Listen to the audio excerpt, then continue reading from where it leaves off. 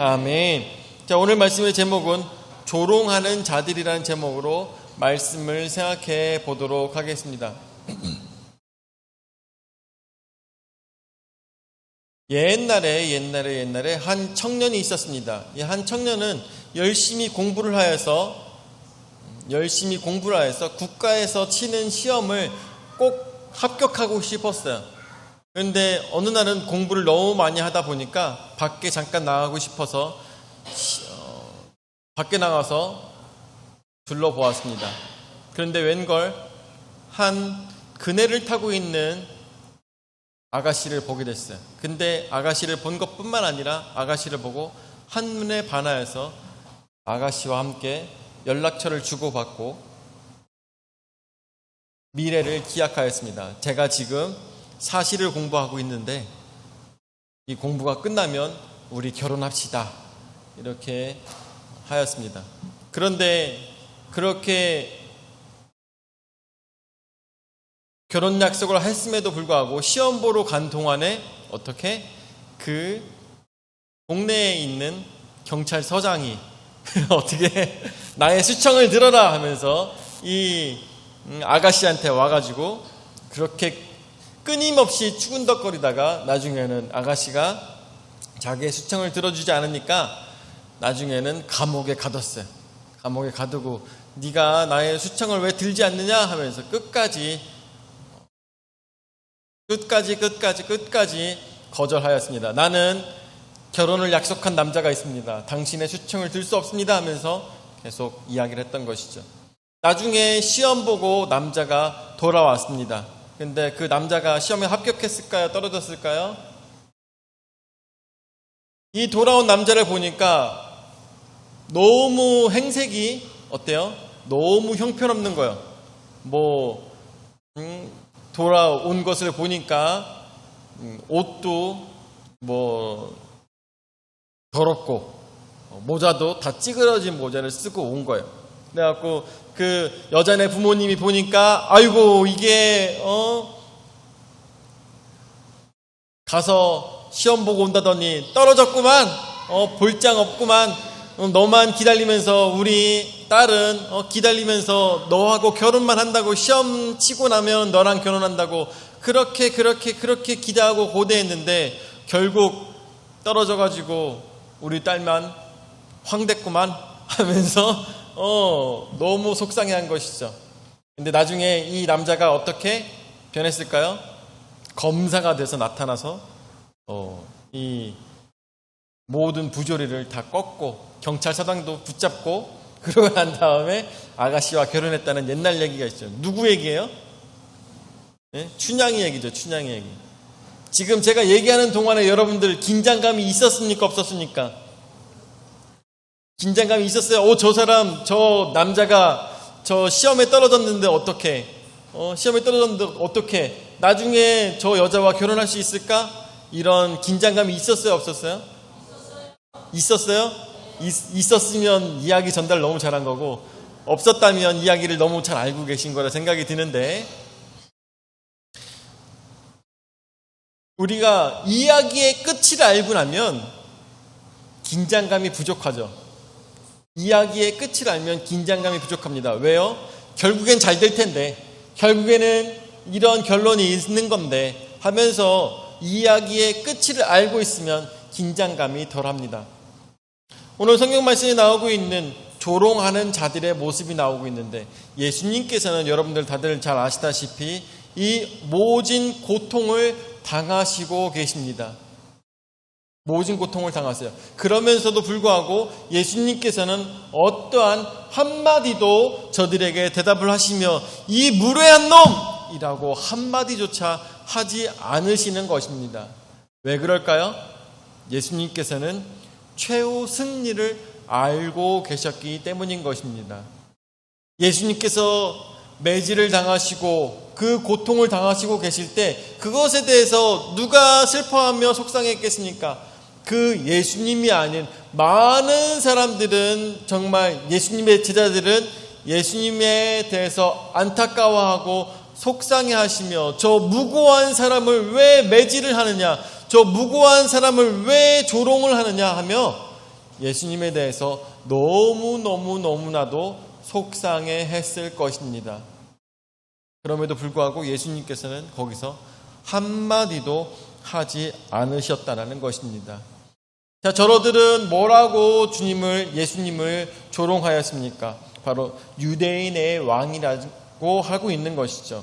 첫 번째로 유대인의 왕입니다. 자, 16절 말씀을 보도록 할까요? 군인들이 예수를 끌고 브라이도리온이라는 뜰 안으로 들어가서 온 군대를 모으고 라고 이야기하고 있습니다. 브라이도리온이라는 것은 갑자기 생각나네. 그죠. 총독의 관정입니다. 총독의 관정. 이제 그 군인들이 예수를 총독의 관정으로 끌고 가서 뜰 안에서 온 군대를 모았다고 했습니다. 사람들을 모은 거예요. 자, 일로 와보세요. 일로 와보세요. 여기 유대인의 왕이 왔습니다. 라고 이야기하고 있습니다. 여기 모든 군인들을 모으면서 여기 유대인의 왕이 왔어요. 여기서 얘기하고 있는 유대인의 왕이라는 것. 그 당시에 로마의 병장들은 어떤 사람들을 뽑았냐면 팔레스타인 사람이긴 하지만 반드시 유대인이 아닌 사람으로 골라서 로마 병정으로 삼았습니다. 그래서 진짜 로마인은 아무래도 높은 관직에 있었겠죠. 그렇지만 팔레스타인 중에서 유대인이 아닌 사람으로 어쩌면 유대인들을 엄청나게 싫어하는 사람들인 걸로 우리가 생각해 볼 수가 있겠죠.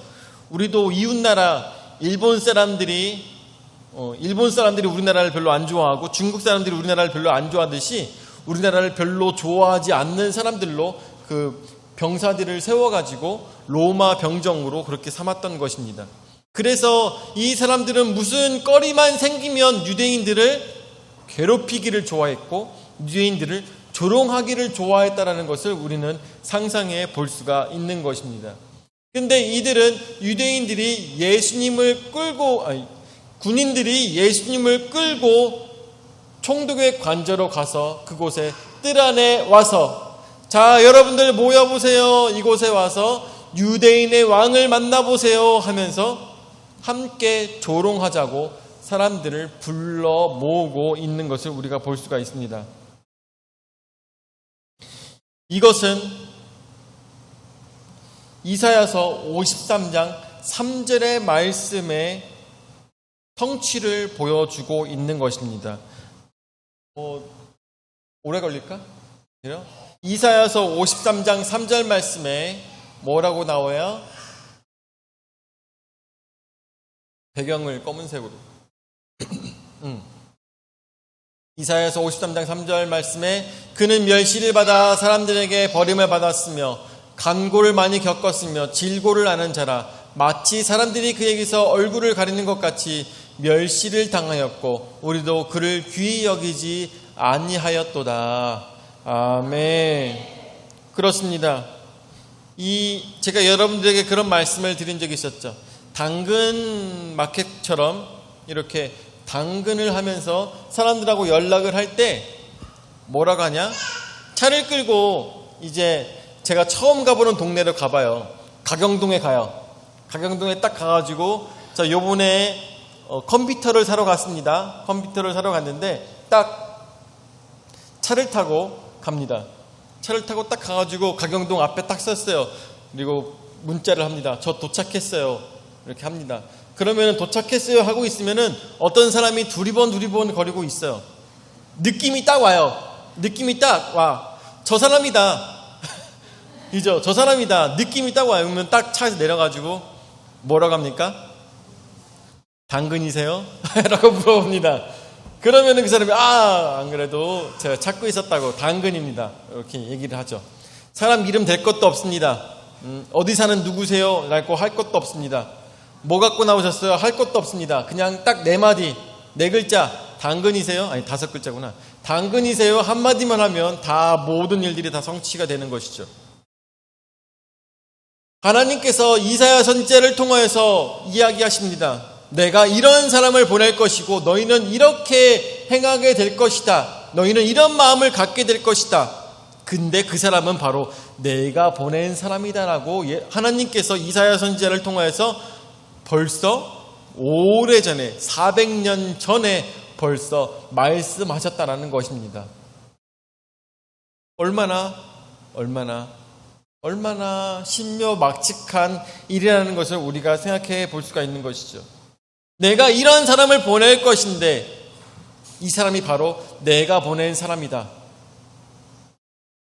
왜 이런 예언의 말씀을 하시겠습니까? 내가 보낸 사람이라는 것을 확신을 주기 위해서 이 예언의 말씀을 우리에게 주신 것입니다. 그는 멸시를 받아 사람들에게 버림을 받았으며 간고를 많이 겪었으며 질고를 앓은 자라 마치 사람들이 그에게서 얼굴을 가리는 것 같이 멸시를 당하였고 우리도 그를 귀히 여기지 아니하였도다라고 하였다는 것입니다. 진정 예수님께서 유대인의 왕이 아니라 온 인류의 왕이시라는 것을, 왕들 중에 왕이라는 것을 알았다면 저들은 그렇게 행동하지 아니하였을 것입니다. 그들은 사람들을 모을 때 하나님 예수 그리스도 앞에 경배드리기 위해서 모였을 것입니다. 그런데 오늘 이들은 그를 귀히 여기지 아니하였고 그에게 멸시를 주기 위하여서, 버림하기 위해서, 버려버리기 위해서 저들은 사람들을 모았다라는 것에 우리는 초점을 맞춰 볼 수가 있는 것이겠죠. 두 번째로 자색옷과 가시관을 저에게 입히는데 17절 말씀에 예수에게 자색옷을 입히고 가시관을 엮어 씌웠다고 하였습니다. 자색옷을 입혔다는 것은 무엇을 의미하는 것이겠을까요? 이 마태복음에서는 이 자색옷에 대해서 홍포라고 이야기합니다. 그렇지만 홍포가 아니라 자색옷을 입었다고 마가복음과 누가복음에서는 적고 있는데, 자색옷이라는 것은 여러분들 예상하시다시피 오직 왕만이 입을 수 있는 색깔입니다. 우리나라도 어떤 색을 왕만 입을 수 있죠? 빨간색인가요? 그렇죠? 조선의 왕은 빨간색 옷에 금색으로 술을 놓은 옷을 입습니다. 그렇기 때문에 우리나라에서는 빨간색 옷이 바로 왕을 상징하는 옷이겠죠. 그런데 이 유대가 아니라 로마에서는 왕을 상징하는 색깔이 바로 자색 옷입니다. 자색 옷. 그래서 자색 옷을 입히고 가시관을 엮어 씌웠다고 하였습니다. 왜 가시관을 씌워서 엮어서 거기다가 머리에다가 씌우게 했을까요? 그 사진 보여줄 수 있을까? 티베리우스의 사진.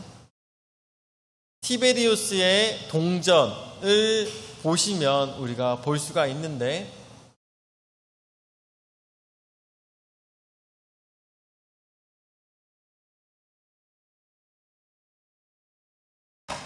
잘 보이시나요? 잘 보이시나요? 이게 티베리우스 황제 당시에 사용되었던 금화의 모양입니다. 이 금화는 여러분들 어떻게 보이시냐나 보겠는데, 마치 못이 머리 위에 박혀서 그것이 빛을 내고 있는 모양이라고 합니다. 그래서 그 모양을 본떠서 가시관의 모양을 가지고 예수님께 그것을 씌웠다고 하였습니다. 그러므로 철저하게 왕의 옷과 왕관을 그의 머리에 씌워서 마치 시저의 모양처럼 이렇게 나타내고 있는 것입니다. 세 번째로 갈대를 가지고 예수님의 머리를 쳤는데 19절 말씀에 갈대로 그의 머리를 치며 침을 뱉으며 꿇어 절하더라 라고 이야기하고 있습니다. 아까 그 코인 모양 다시 보여줄까? 코인에도 모양에 보면은 오른쪽 코인을 보면 오른쪽에 이렇게 갈대를 들고 있습니다. 시저가 들고 있는 갈대, 이 갈대는 이 팔레스타인 지역 쪽에서 나는 갈대로 엄청 우리가 알고 있는 갈대랑 다르게 엄청나게 빳빳하다고 그래요. 이 빳빳한 갈대를 가지고 머리를 쳤다고 하며 침을 뱉었다고 합니다. 이 갈대는 상징하는 것이 권력을 상징합니다. 왕이 가질 수 있는 권력. 그렇기 때문에 예수님 앞에 왕관을 드리고 또한 자색 옷을 입히고 그리고 권력을 상징하는 갈대를 손에 쥐게 하고 그것을 가지고 예수님을 조롱하였던 것입니다. 여러분들 아시다시피 패션 오브 크라이스트에서도 보면 어때요? 예수님께서 심한 매질을 당하신 후에 온 몸이 찢겨진 후에 그곳에 옷을 입히고 또 머리에 관을 씌우고 이것을 들게 했기 때문에 예수님께서는 진정 서 있기도 너무나도 힘이 드는 상황이라고 우리가 상상해 볼 수가 있겠습니다. 그럼에도 불구하고 예수님께서는 그 상황을 어떻게 감내하셨다는 것을 우리가 말씀을 통해서 너무나도 잘 알고 있는 것입니다. 아까 여러분들에게 말씀을 드렸었죠. 우리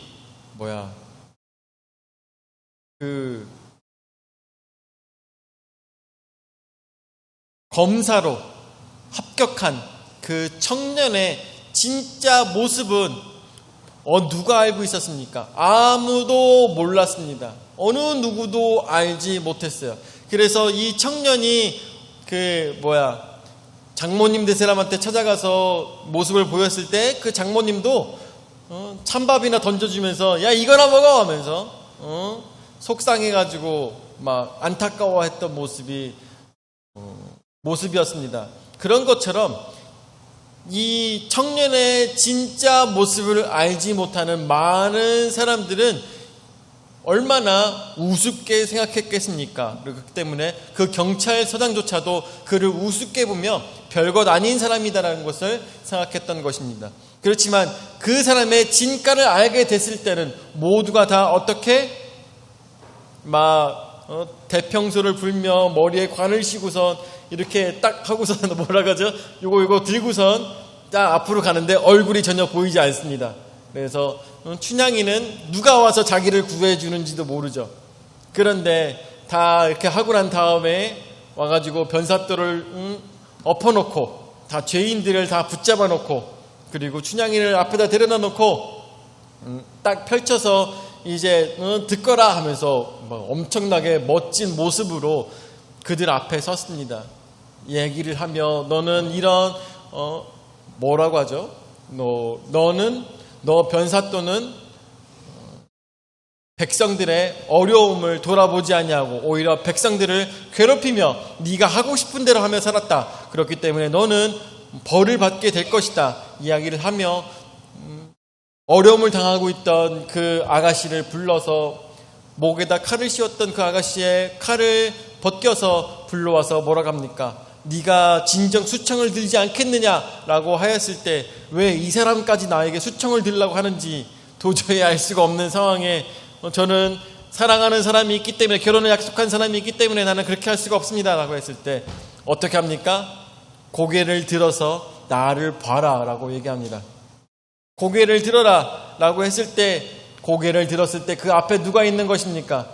바로 자기가 평생을 그 어려운 순간까지 고대하며 기대하며 기다렸던 그 남자가 멋진 모자를 쓰고 멋있는 옷을 입고 그 자리에서 그 모든 잘못됐던 것들을 다 평정하는 것을 우리가 텔레비전을 통해서 보지 않았습니까? 그런데 거기에 지금 앉아 계신 분은 바로 이제 예수님이시라는 것입니다. 우리는 이 평생 살아가며 수청을 들으라는 이야기를 많이 들었을 것입니다. 권력 앞에 수청을 들어라. 또한 돈 앞에 수청을 들어라.